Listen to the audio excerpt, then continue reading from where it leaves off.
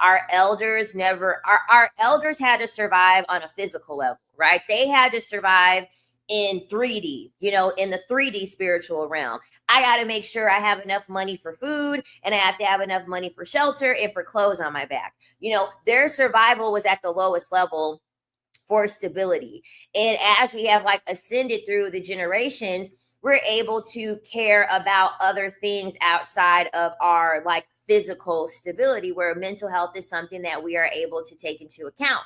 And so a lot of our parents weren't thinking about their mental health or trauma or anything like that. And so essentially, they'll have a long day from work, and then, they'll come and they'll tell their children all about like the horrible day at work that they had, or like an argument that they had like with your other parent, or things like that. Things that you really should not be taking in as a child. And so essentially what that does is that puts you in a predicament where if you don't unlearn these things, you are always going to be on edge when it comes to other people, and it's going to have you be an empath, because essentially you're walking on eggshells ready to solve a problem, because that's how you had to grow up. You most likely knew what time your mom was coming home from work, and you're anticipating, okay, she's coming home from work, she's going to walk in the door at 5:30, and I already know she's going to tell me about XYZ today, and I need to make sure that I listen to her, because if I don't listen to her, I'm going to be met with a negative reaction.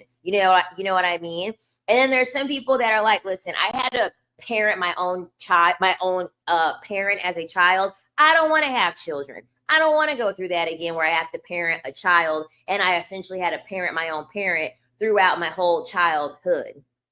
So that neglect of mental health from our parents, it really does impact us as adults. And a lot of this gets rooted in insecurity, because essentially you're having to solve your own parents' problems to be able to be seen, in order to be able to be validated, right? You are trying to figure out a way for you to solve a problem. And so a lot of this does create this deep rooted insecurity into adulthood, where you're always trying to be in a state of, okay, how can I fix this problem where I can feel better in competition with another person? How can I feel better about a situation where I can beat this person, or make this person feel insecure, or get rid of my insecurity? And when you meet up with these girls, they'll be like, oh, let's go on a date together. And the whole time they'll just talk about them and their successes and their problems, their woes, their troubles, whatever it is. And then they'll trauma dump on you with absolutely no idea that that's what they're doing. I also noticed they have a very tough time accepting help. And that's because they believe that every time someone's helping them, they're looking for something in return. And that's because that's exactly the kind of transactional thoughts that their mom instilled in them. Mom would only be nice if she got good grades in school, and if she didn't, then she would give her the silent treatment. So these girls will absolutely just disappear like the ghost out of nowhere as soon as something doesn't go their way. And it could be so small as a disagreement for a place to meet up, but they will think that you're going to do this to them, so they'll do it to you first. If you think that this is you and the only way to heal yourself is to try to go across and find those confident women, don't do that. Confident women know exactly the vibe that you emanate, and they're going to run the other way from you. And because the trust issues are so strong, you need to work with someone that you actually have faith in. So someone who's a woman that you really find that you can look up to, you can relate to, because you need to be able to feel that comfort from a woman's presence, someone who's preferably older than you or in the same age group, because that is exactly what you're going to replace with the experiences you've had with your mother. This is why I really do urge women to get a mentor. I really do. This is why I offer one-on-one consultations. My one-on-one consultations aren't just for like men, like any men situation. No, it's essentially for mentorship. You know what I mean? Because it is I feel as though when you are investing in yourself, it's hard for you to invest in yourself when you are not paying someone. And like, I'm not even saying this for like you to pay me or for a consultation.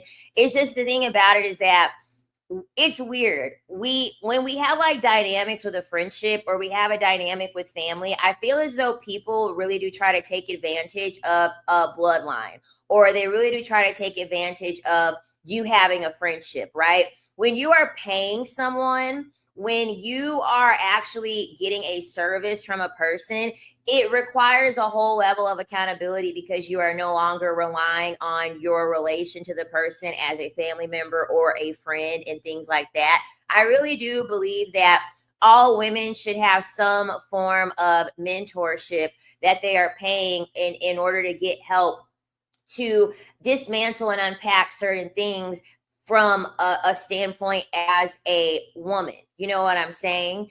And so it can be very, very hard for you to do this on a surface level when it comes to friendships, because even with the time that like even the time where like I was like dismantling everything going on like with my mother, it really did like I did have a phase where I did have like a lot of internal misogyny. And the reason why I had internal misogyny at that time was because I was still battling like situations like between my mother and, you know, just having my own growing pains with the situation, like situations with my mother and how I grew up, because no one had a perfect upbringing. There's always going to be something that you are going to have to unpack. There's always going to have to be something that you are going to have to overcome from your childhood. So your trigger will be replaced with a glimmer. A glimmer is pretty much the opposite of a trigger. So basically what it is good emotion. So it's positivity, joy, excitement, adventure, happiness, peace. Because you'll be coming from a place of happiness and joy, you will automatically attract more and more confident women. Not just confident women, but like confident men, secure jobs, secure life. Like you will be able to take so many risks in your life because you finally get the excitement and the safety that you've always wanted to feel from your mom, but within your own self. And I actually offer that with my coaching, which is all geared towards women. Okay, my coaching is probably better, but I do have one-on-one consultations. Just a little free plug. I have the link in my description. It's pretty much in every video, and I also have it in the biography too. But yeah, I feel as though this is the reason why I feel like it's very important that as a woman, you don't reduce yourself down. You don't shrink yourself down to keep other people comfortable. Because the reason why is because it's better for you to lean in and be your big, bold, confident, assertive personality, because it's repellent. Okay. It is repellent for people that are too weak for you. It is repellent for people that are not willing to do the work to rise to the occasion, to rise to the level that you are at. So it is very, very important that, you know, you don't stick around people who want you to dim your light in order to make them comfortable. I also have very, very few female friends. Once they see how I live, they get jealous. Exactly.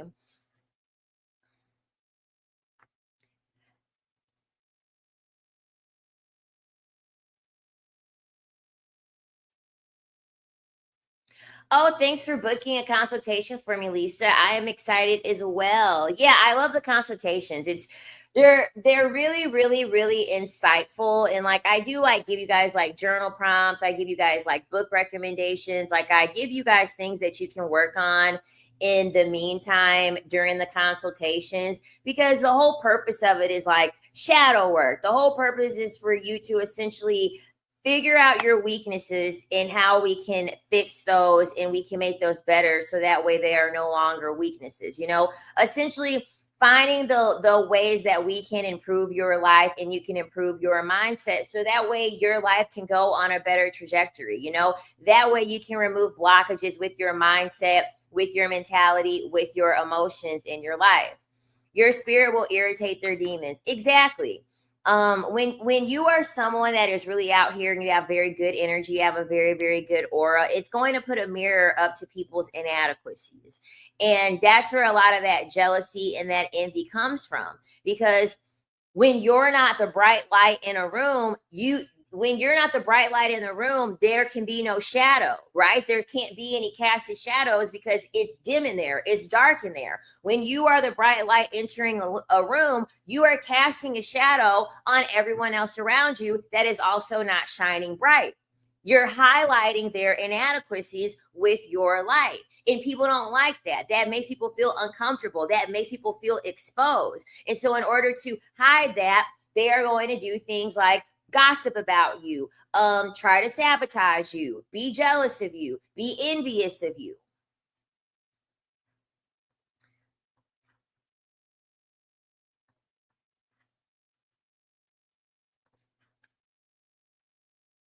'24 taught me one thing, is that insecure women bond over hating a secure and confident woman. And if you don't believe me, then I just want you to test this out. Talk about future plans with your girlfriends. Talk about how you guys are going to take your trip to Italy. You're going to do your pasta making class. You're going to go to Europe together. You're going to go to the cottage together. You're going to build some sort of future memories.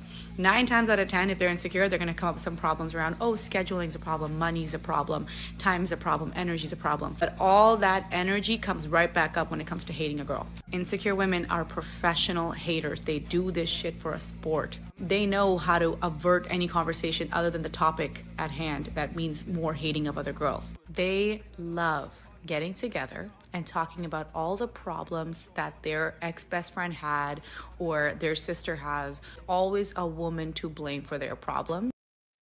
And this is also a reason why when there are other people that have friends and they're not necessarily my friends, and like they have like complaints about the person in the friendship, and then they still decide to be friends with that person, it really does make my spidey senses go off, because I'm like, well, then does that mean that you're in a friendship with me? And there are like, I get it. You're not going to like everything about everyone. You know what I mean? That's valid. But when it is a constant thing where they're complaining to me about their so-called friend, but they won't cut the friend off, I'm able to understand that you don't really like that person. You just are only friends with that person because you don't want to be lonely. You don't want to go to dinner alone. You don't want to go to vacation alone.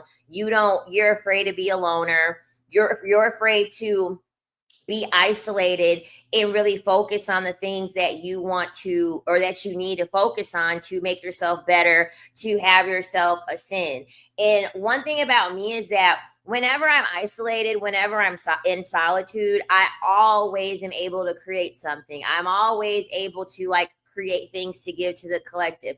I'm always able to pour my energy into my passions because I am no longer pouring it into other people, right? And so this is alchemy. This is alchemy. Instead of you having that energy where you're pouring this into friendships with people who are very insecure, very jealous of you, very envious of you, you need to be thinking of, how can I pour this energy into another sector of my life where I know that I am unfulfilled? And a lot of women are never going to reach this because most people are not self-aware. The biggest issue with mankind, man or women in general, is that most people are not self-aware. I always like to say, me having a high level of self-awareness, it's been the best thing that's ever happened to me while simultaneously ruining my life.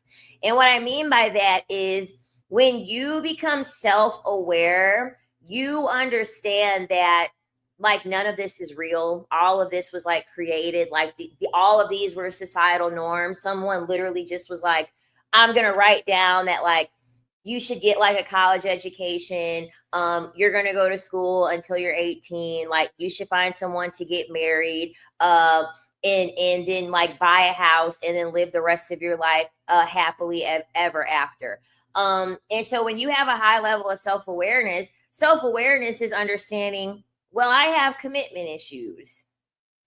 I know myself well enough where I really won't do well with the marriage, or I'm irresponsible. I don't feel as though I will be able to take care of a child. Like literally, I am irresponsible with my car. Like honestly, I'm very irresponsible with my car. I just don't do well with the responsibility of my vehicle. I'm working on it, but that is self-awareness. If I can't even take care of a damn vehicle to the best of my ability, I'm really not all that ready to have a child. I don't have enough responsibility to be taking care of a child, because I do like to there are things that I like to procrastinate on, and I like to be able to have the ability to procrastinate on things. That takes a level of self-awareness. And so what happens is most people aren't self-aware. And so they are not able to make decisions that are best for them. They're just following the blueprint that someone else made up. And so when you understand that you're self-aware, it's very hard for you to conform to societal things because you understand your blueprint, your specific blueprint. And you understand that your specific blueprint does not fit the one size fits all blueprint that was created for all of humanity. And that's what creates the isolation. That's what creates for you to be a loner. Because what a lot of people don't want to talk about when it comes to self-improvement, when it comes to ascension, when it comes to self-mastery, as you get further and further down this hole, it's going to isolate you. It is. You're just not going to be able to have as many friends. You may not deal with your family as much because you're going to be vibrating too high on a level that it's going to make you uncomfortable to be in those situations. Just like how it was uncomfortable for me on Monday to be in the situation that I was in, that I brought up earlier with the people that I was around. It didn't make me feel comfortable because those aren't my people. They're still talking about very low level things. They're still talking about 3D, 4D level things. A secure woman will want her friends to match her level of effort. Exactly. And my biggest thing is that I'm always going to root for something or root for someone, but the issue is that I can't do the work for you. And I think that that's the biggest thing. Support means nothing with action. And so at the end of the day, one thing with me is that it's always going to be, I will support you in your trajectory for growth, but you actually have to put in the work, and I can't do that for you. So when I don't see a woman going after what it is that she wants, because like I listen very closely to what people tell me. And when someone tells me, my goal is something, and it's something that I know that they could do in 3 months. And if they're being lazy, it'll take them 6 months. And they haven't even done, it's been 3 months and they haven't done 1/4 of the action needed to take to accomplish it. I know that that's going to be an issue. I know that that's going to be a problem. And when it's happening repeatedly, I know that's going to be an issue because I am a person that holds myself accountable. Like, I wanted to be a content creator since 2024, and I just ended up doing it. I just did what I needed to do to get it done and make it come into fruition. So when you see a person, they say they're going to do something and they're not doing it, but you're doing everything that you're saying that you're going to do, you got to watch out. You have to be careful, because I did a video today on the spiritual channel. This is where destiny swapping comes in. You know, they will hang out in the back. They will hang out in the back and say, oh yeah, I'm going to do this, I'm going to do that. But you're actually the one doing it.